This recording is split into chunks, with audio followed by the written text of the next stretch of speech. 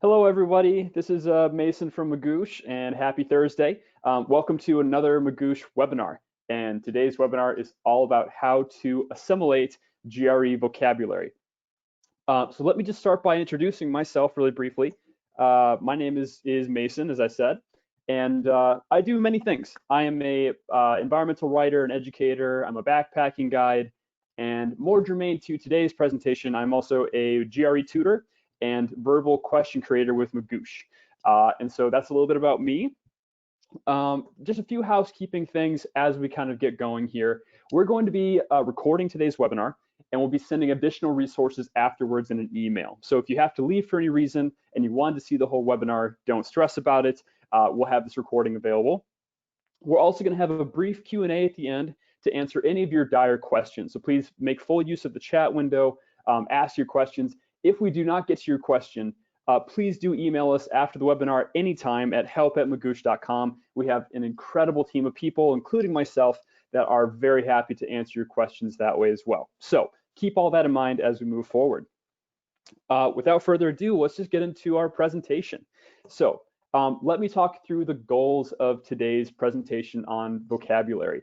The first goal is going to be to contextualize or situate, put in perspective, the importance of vocabulary on this test. The GRE is notoriously difficult as far as the vocabulary goes, and so it's important to know just how important vocabulary is. The second goal we want to accomplish is to provide insight as to how to adopt a sustainable pace at which to learn words. Building vocabulary can be quite difficult, so we want to talk about a pace and how you can use that to your advantage as far as scheduling out your test. And then lastly, I'm going to share some techniques for making these words stick. And this is not just for the sake of doing well on the test, which of course we recognize as being important. It's also a very useful lifelong skill that's going to serve you well in other areas of your life. So these are the three main goals. But like I said, please ask any questions along the way. We're going to be keeping track of them, and we'll answer whichever ones we can get to at the end. Okay, so let's get started here. Goal one, to contextualize or put in perspective the vocab. The question really is, how important exactly is the vocab on the test? Like I said, the GRE is a little bit maybe notorious for being difficult on the vocabulary side in a way that the GMAT, LSAT, and other tests are not. But here's the actual kind of breakdown. This is what we're looking at. We'll zoom into like one verbal section. 50% of the verbal section questions are going to be what we say vocabulary driven. These are mostly the text completion questions where we're being asked to fill in blanks, whether it's 1, 2, or 3 blanks, or it could be the sentence equivalence questions, where we're given a sentence with a blank in it, and we have to select 2 words that produce sentences that are alike in meaning. Usually those words are going to be synonyms. And so as you might expect, both of those test questions are very vocabulary driven. That leaves about 50%. The rest of the test is going to be comprised of mostly reading comprehension. And reading comprehension is not quite so vocabulary driven. It's definitely made easier if you do have a substantial vocabulary because it's less disorienting. We're better able to approach these passages and have better clarity on what they're articulating. So this is kind of a good way to just conceive of the vocab. Only about half the questions on the test are what we call vocabulary driven. Now, that being said, let's focus just on that half of questions that are really vocab heavy. One thing I do for Magoosh is I actually create a lot of these verbal practice questions, many of which you're probably already familiar with if you're familiar with our product. And when I'm being asked to create one of these questions, let's say it's I'm being asked to create a difficult 2 blank text completion question. I can make it difficult in 2 ways. Either I can make it very vocab driven, where I'm going to be testing, have you been studying your vocab? The vocabulary in the sentence could be quite challenging. The answer selections could be very vocab driven. That's one way I can make it difficult. But the other way I can make it difficult is to make the sentence itself complex. I can make the syntax difficult. I can use really interesting sort of grammar, punctuation. I can try my hardest to sort of communicate something in the most convoluted, complex way I can, because that's testing a very different skill. There, what we're testing is, can you break this down into simpler parts? Can you just appreciate what the sentence is communicating, and then maybe come up with your own kind of word in that blank that works really well? Honestly, that's about 90% of this test is actually that process. it is a little bit, it's really less about the vocabulary. That being said, knowing the vocabulary in the answer choices does make everything far easier. So I'm not going to say that it's not an unimportant part of your test prep. It absolutely is crucial that you build vocabulary, but don't do so at the expense of building other super important skills. And so before going any further with the vocab, I just want to kind of lay out what these other skills are. So inferring the meaning of words from context, words that we don't know, but we can pick up on context clues to make educated guesses as what they might mean. Like I said, simplifying complex sentences, detecting shifts, contrasts, measuring for tone, picking up on punctuation and grammar clues. These are just a handful of the skills that go into these vocab-driven questions. And this is where these take as much time or perhaps longer to build than the vocabulary. And this is where, with our Magoosh product, we've tried to offer you both. We have really, really good vocabulary resources that I'm going to get to in a minute. We also have a number of lessons. We have blogs. We have a whole help team of people who are here to help you build all these other incredibly important skills. So keep that in mind as you're trying to ask yourself sort of like, how much time should I devote to the vocabulary? Make sure that you're doing it, but not at the expense of building these other skills, because the vocab by itself is not the key to doing well on the verbal side of the test. So takeaway kind of number one from this first goal is don't overdo the vocabulary at the expense of building other important skills, but definitely make it a part of your study schedule, make it part of your preparation, but keep it sort of contextualized in perspective relative to these other things you need to be building along the way. So that's takeaway number one. Let me kind of keep going here. So the next kind of question I get very often as a tutor is, where should I be looking for words to study? And as I just mentioned, so we have really good resources here at Magoosh. I'm going to demo both of them for you. But the truth is, you should be looking everywhere. A good GRE test prep incorporates a lot of just reading, reading test questions, reading online publications, reading books on the side. The more you read, the better you are at picking up on these kind of context clues that are important. You should be looking for words that are unfamiliar, that show up in these sort of high-level publications, and adding those to some kind of collection of word banks, whether it's making your own flashcards using Quizlet. Yeah, we especially recommend, read these scholarly articles, sophisticated news sources like the New York Times, the New Yorker, Politico, The Economist, and we can provide resource recommendations as well. But you should be reading these as part of your test prep and picking up on words that are unfamiliar, adding those to some collection of words that you're trying to work on. Find words in GRE practice questions from ETS, Magoosh, Manhattan, anywhere you're looking, because those practice questions should be developed around the words that you're likely to see on the test. So anytime you're working through practice questions and you hit some words that you don't know, make sure you keep track of those as well.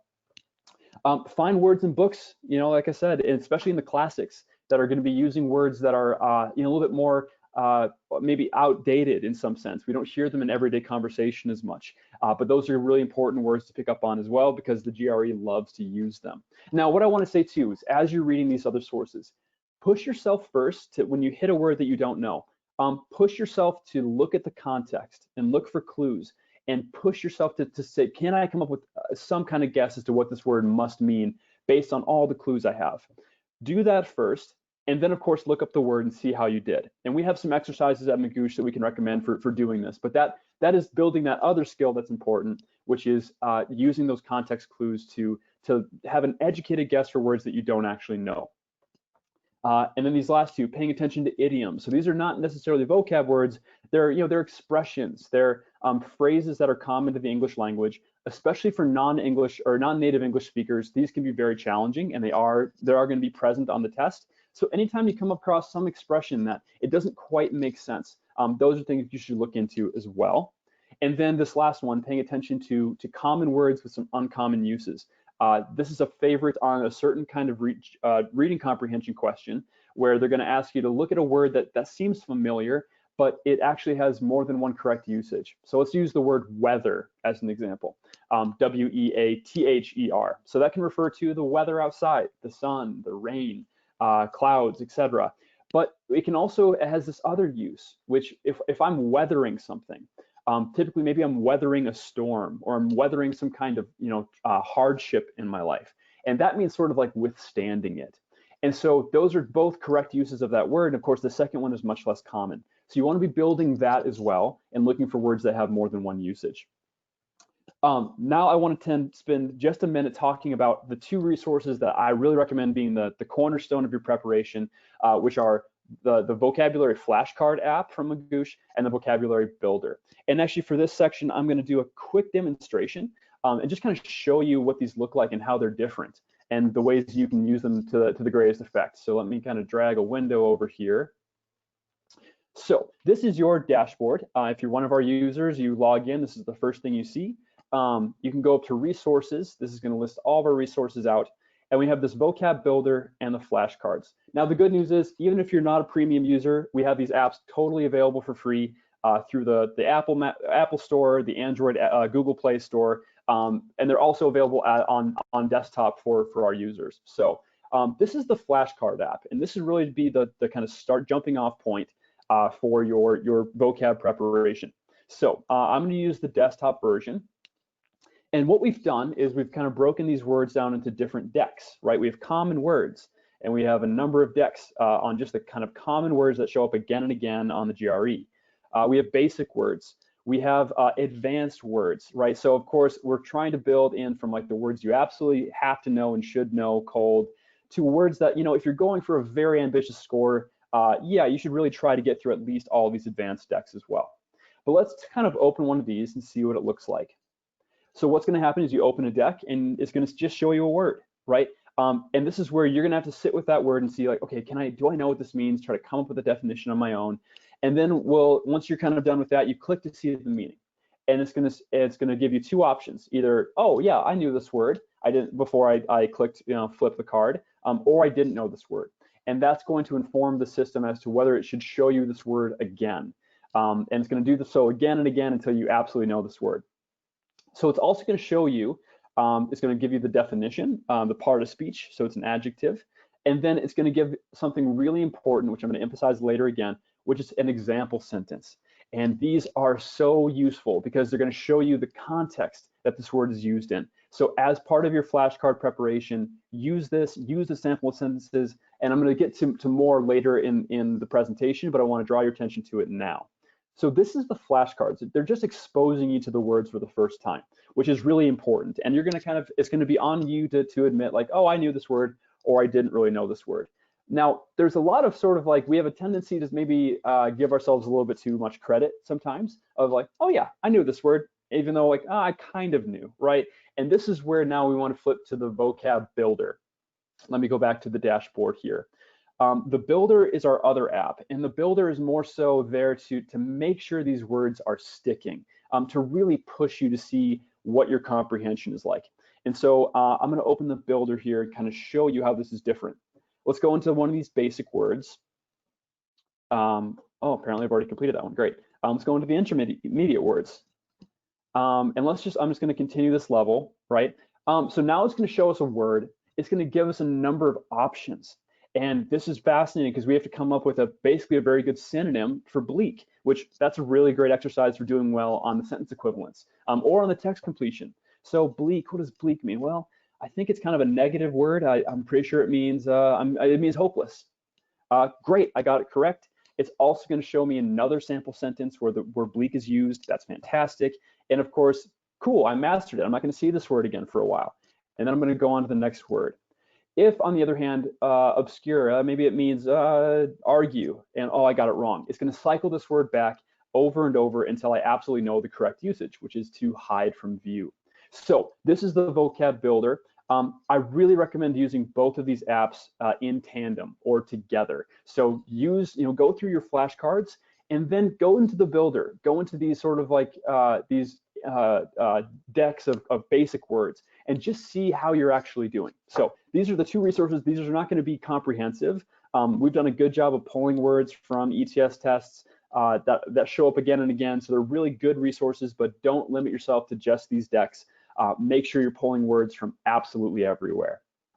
Okay, so I'm going to return to the presentation here. And again, if you have any questions about either of these apps, please do ask. Email our help team. We are more than happy to walk you through how they work. Great, so let's return to the presentation. So that was kind of dealing with the question about where I should look for words.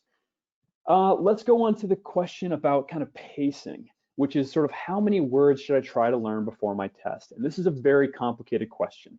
It really depends on the individual, depends on your score goals, on your timeline, and what your existing word bank is like. So especially for, I'd say, non-native speakers, they should definitely set aside more time for just building the vocabulary necessary to do well in this test than perhaps for a native speaker. That being said, a lot of the GRE vocab is quite advanced, and even for native speakers, I find there's quite the learning curve to get up to speed on all of these different words and how they're used correctly. So everybody should dedicate plenty of time to doing this. There's no precise number of words that you have to know before going to your test. The more you can do, the better, but again, not at the expense of building other skills. So do as much as you can. And that's the nice thing I should say about the apps. They're also available on your phone. And that is such a great thing, so that when you're on the go, when you have these little moments in your day where you have a couple of minutes of downtime, open the apps, be working through some flashcards, open the builder. That's something you can do that you don't have to be sitting at your desk and studying. You can do on the go whenever it works for you. So do that, build it into your day. My advice is to be conservative but diligent. And what I mean by that is I tend to work with a lot of students who say, like, I'm going to try to learn something like 50 words or 60 words a day. That's pretty ambitious. We don't build vocabulary all that easily as adults. It takes a lot of repetition. It takes more just practice to build. Like when we're young, words just come, we hear them once and they stick. And for some of us, that's still true. But most of us have to really, really work at it to get these words to stick. And so do less per day. Set some more conservative goals. Maybe that only is 15 to 20 words a day. Maybe it's only 10. But make sure you stick to it. Set a daily goal and stick to it. And so be diligent in that. And so by doing that, you're keeping yourself accountable. It's a more gradual pace. And hopefully these words stick a little bit more, because there's no point in doing 50 or 60 words if only 10 of them are actually remaining in our vocabulary. So conservative but diligent. And that brings me to the next, like a really good point, a really good piece of advice, I think, is study plans are your best friends. There are a variety of study plans out there. We at Magoosh have some amazing study plans, and all of them are going to help keep you on track in every way, including on the vocabulary. They're going to say, try to get through this many words this week. Try to get through this many words per day. And just it's supposed to give you some sort of sense for maybe what a pace could be for you, but everyone is different, and everyone should feel free to make adjustments to those plans as they make sense. But this is where being, conservative but diligent, study plans help us do that. They are our best friends. Okay, moving on here. Now let's get into the real sort of like the heart of the presentation, which is how do I make these words stick? How do I build this vocabulary? If there's one thing you take away from this presentation, it's the importance of using these vocab words. It's really, really important that we use these words as a part of our just everyday life, in text messages, in conversations, in emails. And yes, it's going to feel a little bit strange, but our brain does something interesting. When we use a word for the first time, our brain says, oh, I've used this word now. It belongs to me. It's part of my vocabulary. And we attach a certain memory to using this word. And so, yeah, it can also be a little bit obnoxious. I drive my wife, my friends a little bit crazy whenever I'm actually like preparing to take a test, because I tend to use these vocab words. But I think it's something where if you even explain to that person, like, I'm doing this as preparing for a test, and just explain that by using these words, they're sticking better, that person hopefully will understand and forgive you for maybe using words that are a little bit obnoxious. But more on that in a minute. But what this also does, to the second point, is builds a richer association around difficult words. Just memorizing a word and a definition is really hard, right? We're putting two things together, right? Instead, what we should do is take that word and try to build something richer around it, some kind of network of things that we can associate with it, so that when we see that word, we have more to kind of hold on to than just a definition. And so there's a number of techniques for doing this. Mnemonic devices, sort of like finding ways to break words down in memorable ways, whether we tell a little story about them, something often kind of funny helps, attaching humor to it. And that's what our example sentences tend to try to do in our flashcards as well, is make it funny and memorable. So that's a super important tactic. Getting comfortable identifying roots and prefixes and suffixes. So just like seeing patterns in words. So maybe the word something like transport, right? Or transcendent, let's use that word. It has this trans prefix. And so we start seeing words that have that same trans prefix, like translate, transport, transfer, right? And all of those have something to do with change, maybe even motion. So start identifying words like that have common prefixes or suffixes or roots, because those build a more complicated association to that word. Tell a story around the word, right? So I think that here I'd say bonus points for looking up etymologies. And what etymologies are the kind of the origins of a word. What language does it come from? What's the root word that it was taken from? And of course, English is absolutely full of these words. So these give us a more complicated story to attach to a word. Like I'm always going to remember that the word gift in English is taken from the German Gift, which actually means poison. And that's always fascinated me, is how did this word gift, which is this positive thing, come from this word that means poison? And so again, it just builds a more interesting story, and those are really cool things for lifelong learning as well. And then these last 2 points, read the example sentences. They're there to make these words memorable, and then make somebody else hold you accountable. This can be a really effective technique. Instead of you holding the phone and running your Builder app, have somebody else hold the phone and just ask you out loud, what does bleak mean? And it's amazing when we're put on the spot how, oh, I thought I knew what this word meant, but now that I'm being put on the spot, I actually don't. And of course, on the test, we are being put on the spot. So find a roommate, a partner, a friend, whatever the case is, and maybe once a week say like, I've learned 60 words this week. Please quiz me. That's going to help a lot. Just kind of keep that pressure on. Okay, moving forward here. So other kind of ways to make these words stick is to make it fun. I can't emphasize this enough, not only with the vocabulary, but with every other part of your studying. Find some way to make it interesting and fun, because if you don't look forward to doing it, you're less likely to do it, and you're less likely to get a high return on your time. And so with every part of the GRE, try as best you can to treat it like a game. And that can take a lot of forms. There's a lot of great like Facebook groups and online forums with people going through the same process as you are. Connect with those people. Find ways to create little games or incentives for doing well on the vocabulary each week, whatever the case is. But find some way to look forward to it. And this last point. So we need to get over being embarrassed about using words incorrectly in front of others. So this goes back to the point I emphasized about using these words. What I'll say is, especially when we're first learning these words, you're going to use a lot of them incorrectly. It's just going to happen. All of us do it. I still do it. But it's important to try, to put ourselves out on that limb and say, I'm going to try to use this word that I think I know what it means. I think I know what the context is. And it can be a little embarrassing, but we need to kind of get over that embarrassment. Because it's really important that we at least try, because that's going to make the words stick in a lasting way. And I just have a funny example of, Michael Scott. This is from The Office. He's giving this wedding toast. The Webster's Dictionary defines wedding as the fusing of two metals with a hot torch. And of course, the word he actually wanted to use was welding, which is not the same word.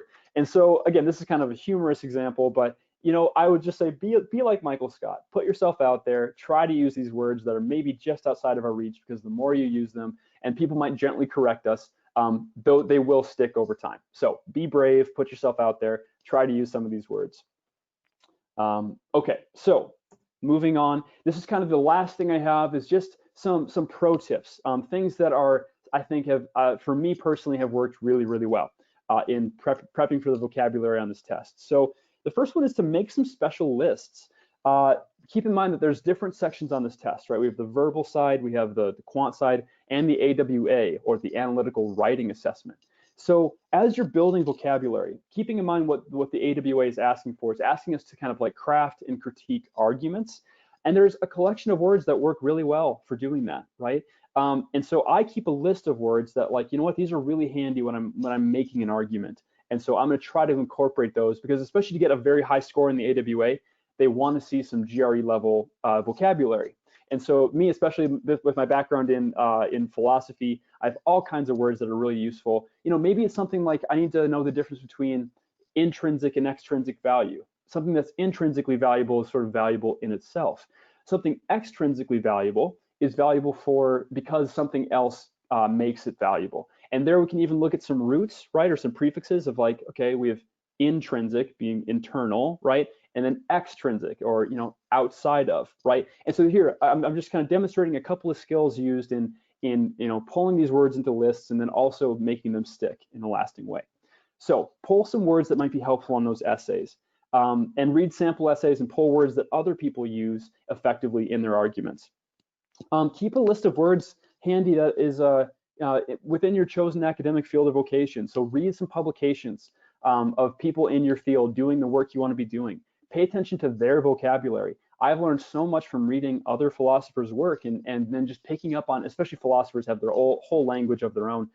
But doing that really helped me feel prepared coming into graduate school, feeling like I can speak a little bit of the quote unquote the language of my vocation. So keep that list, because that's going to serve you well in graduate school. And then these last two are just, keep words that you just find interesting and cool and want to use at parties to impress your friends, which again, if they're like my friends, they probably won't be impressed. They'll probably be more annoyed. But be brave, put yourself out there. I just think keeping collections of words that we find interesting is kind of a fun exercise. So words like, I like the word saturnine. I don't know, it's just beautiful. It's a beautiful word. It means like sad and gloomy, but it's a word that I just find very poetic. So just another tip there. And then this last one, words with awesome etymologies. I already explained this one, gift. I think the origins of words are very interesting. They tell stories and they make us more curious people. So these are kind of just some pro tips I have for additional ways you can build vocabulary that'll serve other purposes than just the GRE. Okay, so that is really my presentation. We have plenty of time left here. I want to answer some questions. And fortunately, I've had a few people from Magoosh here have been polling some questions for me. So let me just kind of get caught up on what those are. And I'll try to respond to any other questions during the rest of today's webinar as well. So the first question we have here is, what is the best way to figure out the definition of a word you've never encountered before? Great question. So like I said, let's say we're reading some publication, some article in The Economist, and we come across a word that we've never seen before. I don't know why the word that is coming to mind is maybe subterranean. That's just the word I'm going to use, okay? So I hit this word subterranean. The first thing I'm going to do is, okay, where did I see this word? What's this paragraph about, right? So kind of tracking the ideas, the claims made in the paragraph, the different movements in the paragraph, because that might at least tell me something about where this word is pointing me. And that's the exercise that's also going to serve us very well in the reading comprehension. Is so much about just tracking down the different movements within a passage. So that's my first exercise. Let's say that's not revealing enough. I'll look at this word subterranean. Well, it has this prefix sub, S-U-B, and where else have I heard this word? Well, sub-zero, maybe subordinate, even subway, right? So all of these things have to do with being like below, right? If something is sub-zero or maybe subpar, it's below par. So I'm going to just guess that this word sub has something to do with this being below, right? That's just a guess, but hopefully it's a good one. Well, how about the rest of the word? Terranean, subterranean. Well, it has kind of this root word terra, which from the Latin actually refers to earth, right? So when we hear the word terracotta or terrain, those are both words related to the word terra, right? That root. So now I'm going to put this together and say, like, well, if it's subterranean, maybe that means it's underground. So that's the first exercise, is to push myself that hard to come up with some educated guesses, right? At that point, what I want to do is just make sure I'm correct. So use your best friend Google. Go on a reputable site, right? Whether it's like Webster's Dictionary, whether it's WordNick is a great resource. Go to thesaurus.com, right? Look up this word and look at what similar words are. That also builds a richer connection to a richer association around this word subterranean. Because if I see it right next to the word underground, oh, cool. Like I can just substitute that word in my brain then. So that's the first thing I would say, is push yourself to do what I just did, break it down, and then look it up from a reputable site. Look up that definition, get some synonyms also, maybe even some antonyms. That could be a helpful exercise too. What's the opposite of subterranean? Well, it's going to be above ground, and I guess I'm not even sure what that word would be. I'd have to look it up. So yeah, I hope that answers the question of how to sort of like what to do when you encounter a new word for the first time. Okay, I'm going to go back to some other questions here and get caught up. We have a question. Sometimes prefixes are misleading, such as unseemly and seemly are not exactly opposites. What do I do in these cases? Yeah, really great point. And there's a big caveat here, which is the English language is riddled with exceptions. We've borrowed from so many languages, and so there are certain prefixes, suffixes, roots that do not actually translate perfectly. I'll be the first to admit that. Here's what I would say. With those words, especially that like with seemly and unseemly, um, make sure you're finding some special way to remember which one is which, right? Come up with some kind of mnemonic, some device that says, oh, unseemly means this, right? And so those are words you should pay very special attention to, and they seem to violate certain prefix rules. Here's also what I would say.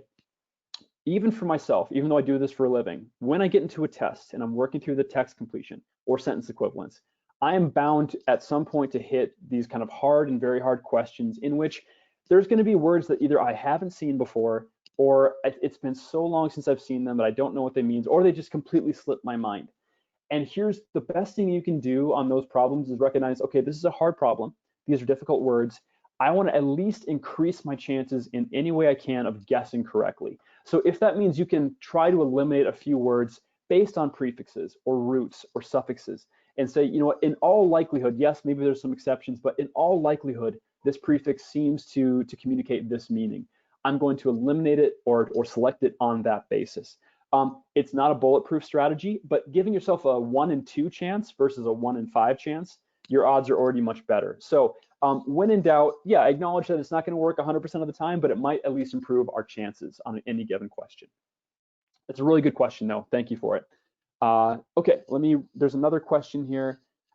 English is not my first language, but I have a pretty good conversational English. But all of my English has been learned over movies, songs, people around me who speak it. How do I make English more professional and more elevated? This is a fantastic question, and it actually brings up something I didn't mention, and I should. There is, like I said, there's no wrong place to learn vocabulary. So if you find that you actually learn vocabulary more easily from conversations, from movies, from songs, TV shows, anytime you're watching anything, or just pay attention to new words, right? And try to just say, oh, that person just used a word I've never heard before. Look that up. Pause the show, add that to your word bank, and look that up. Those are great places to learn new words. As far as how to move from there is a difference between sort of like the language that's used in that context in movies and songs and conversations to this more professional academic prose. And that's where, again, I think just reading from publications that are written at that level, or find people in your community, in your vocation. Maybe it's people from, if you're interested in a certain graduate program, reach out to their admissions rep or their director, ask to be put in touch with a few of their existing students, and ask those students if you can do a couple of phone calls with them, right? And again, this is all based on them being generous with their time, but even having conversations with people that are going through the program that you're interested in will give you a sense for what their vocabulary is. I learned so much from the students who were older than me in my graduate program. And so I'd recommend that too. Find a way to be conversational with those people. And over time, you'll find that your level starts to more and more closely match theirs. But I think at the end of the day, if you can't do that, then just reading from really good resources that are written in English at this kind of high GRE level, and we can provide some of these resources too, some recommendations. That's the best way to start building an ear for this more professional and academic tone. Okay, really good question, and thank you for it. Let me see if there's some other questions here. If I'm preparing for the GRE while doing my undergrad classes, how should I design my study schedule? First of all, what I would say is if you're trying to do both, good on you. It's really tough to study for the GRE even when you're not in school. While you're in school, this is going to be a matter of doing a lot of time management, and I think just being really realistic about your timeline is my first recommendation, right? So maybe if you didn't have a lot on your plate, you're the kind of person who has an affinity for the skills tested on this test, maybe it would only take you 3 months. But because you're also in school balancing everything else that comes with undergrad, I would just recommend extend your timeline out. Start early. Maybe it's starting the summer before, the spring before, maybe give yourself a full 12 months, right? Knowing that there's going to be some times in your year where you're not going to be able to study, and just being realistic upfront about that with yourself.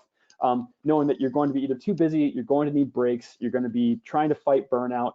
And so the first thing, of course, is just extend the time that you're providing for yourself as much as you can. Beyond that, I think just here's a couple of other tips too, just for good study practices and study schedules.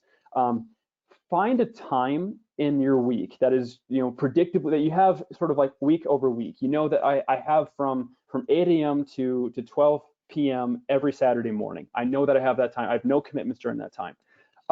Maybe that's your GRE time. And you said, maybe that's all I can do every week is those 4 hours. So carve out that time, and again, be conservative. Maybe it's only 2 hours, maybe it's 4 hours, but then be diligent and say that I'm committing to this time this week being my study time. Find a space that you can focus in, that's quiet, that's set up well for you being productive, and then just commit to that. That's all I can take on at this point. And most of my job as a tutor is just working with a lot of people to find a rhythm and a study schedule that's going to work for your schedule. And almost always there's a tendency to try to overdo it. And so especially while you're in school, I strongly recommend, be gentle to yourself, practice a lot of self-care, set really conservative goals, and then fulfill them. And you will make progress week over week doing that.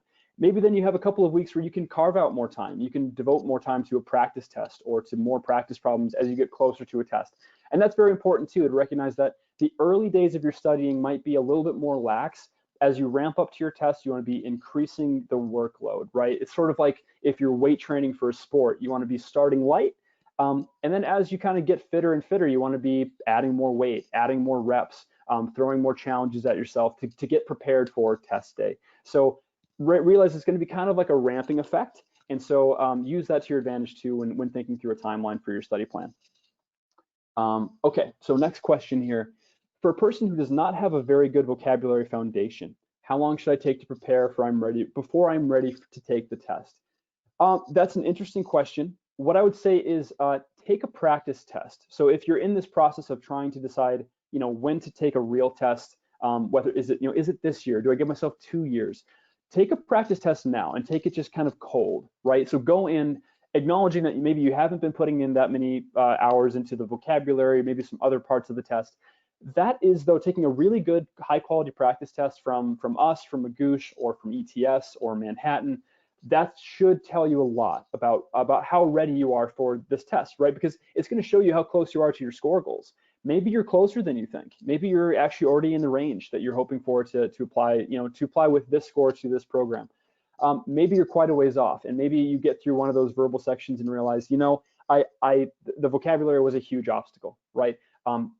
So that's the best tool as a tutor. I basically require my students to take a practice test right before meeting with me, because that is the best data we have to work with as to how ready you are for this test. So that's my recommendation. And again, also reach out to us at Magoosh, because if you take a practice test and you're just not sure, what to do with the results, or how long to allocate for meeting your score goals, we'll do the best we can to advise you on that. Given we're not admissions experts at all, we're test prep experts, but we can at least kind of help you get a sense for maybe you need 3 to 6 months, right? We'll give you some recommendations there as well. Okay, we have time for a couple of more questions here. After learning almost 650 words in flashcards, what should I do next?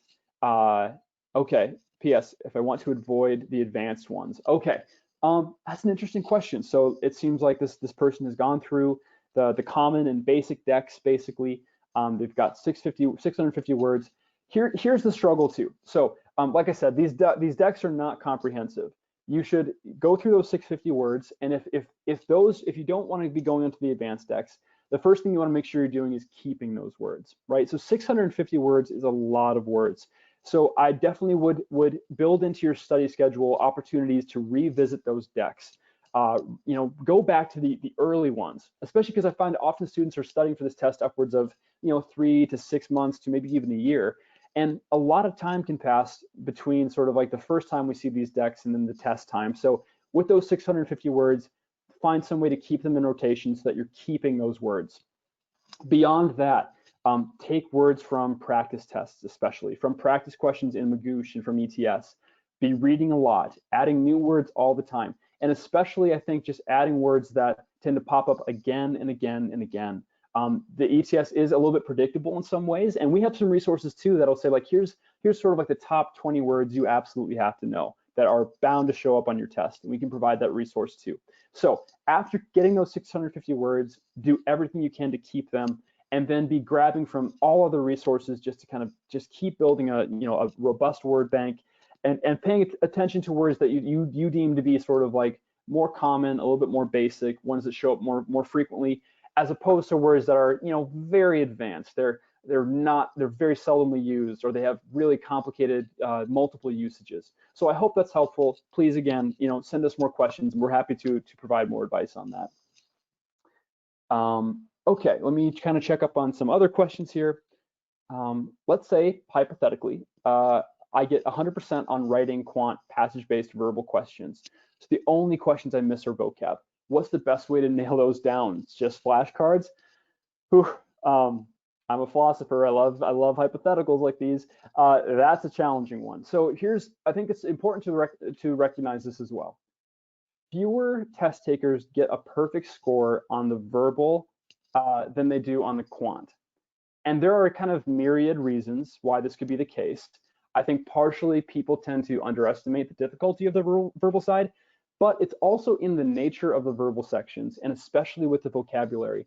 There's always going to be an element of unknown, of just the variability of the vocab words that could potentially show up on this test, right?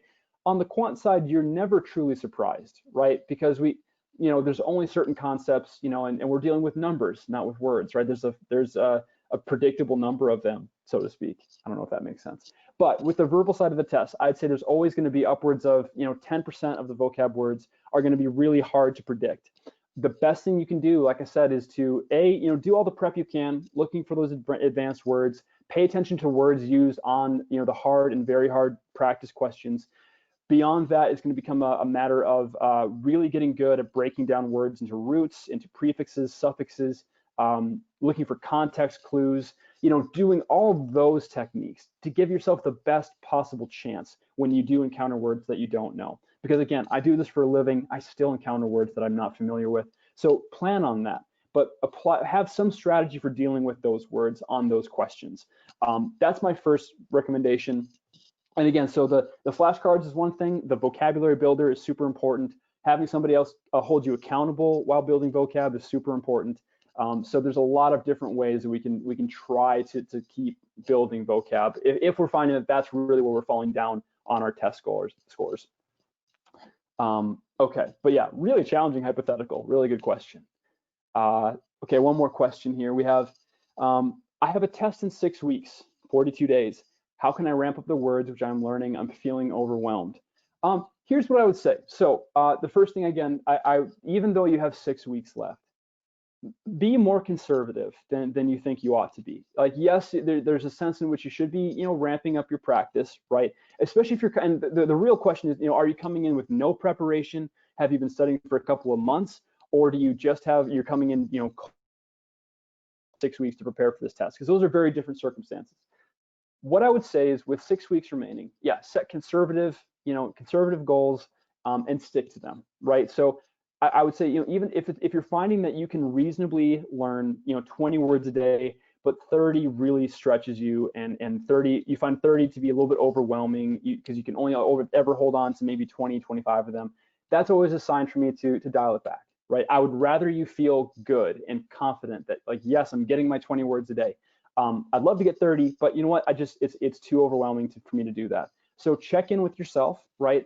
So find a pace that really is sustainable and that isn't going to contribute to your test anxiety. Because I understand fully well how stressful this test can be to prepare for. The truth is, you have to recognize, like, you